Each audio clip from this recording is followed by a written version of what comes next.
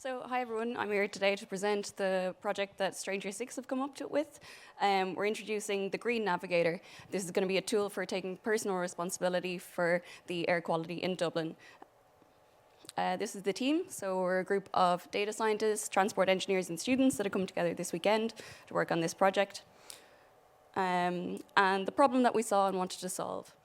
So the new data is great, obviously, but for most users, it's not very easy to use. We wanted to make it easy to use for everyday citizens.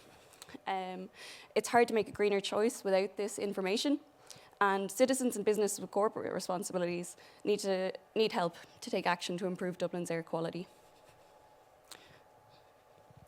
So as a solution, we've introduced the Green Navigator app.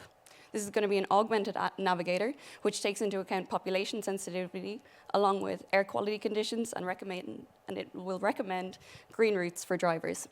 So the data that we used, obviously the Google Project AirView data, and then we've incorporated census data that'll have population densities for particular areas, primary and secondary school locations. These are going to be areas that we want to avoid sending drivers into. Hospitals in Ireland, same again, and the route network from ArcGIS by Esri. So in order to make this navigator system, we've combined these factors to create a cost function that we're going to put over our map. The factors that we consider are PM2.5, NO2, school locations and hospital locations, population density, and there's an option to include bus routes and green routes in future development. Together, we're going to combine those factors and come up with a scaled cost factor for areas that we want to avoid in the map. So this is an example of it in action. We can see on the left the air quality data. We can see underneath are the population densities. So there's a red route in the bottom left corner over here, and you can see that it's in a fairly lowly populated area with high pollution concentration.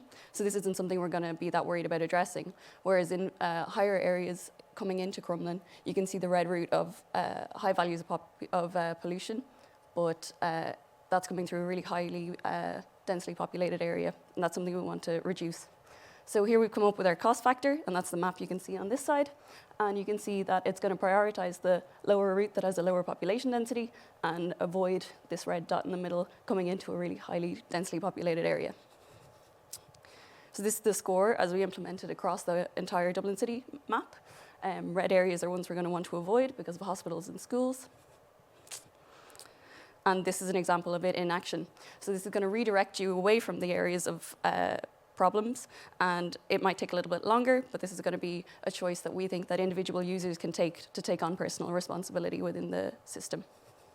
So in conclusion, we're using the high-resolution air quality information that's being made available. We're making it available via an app that people can integrate into Google Maps or something like that they already use, allow people to take responsibility so citizens and policymakers can take action to improve Dublin air quality, and it'll provide support to individual users, and that's something that could be motivated by government actions that'll support green drivers using this app.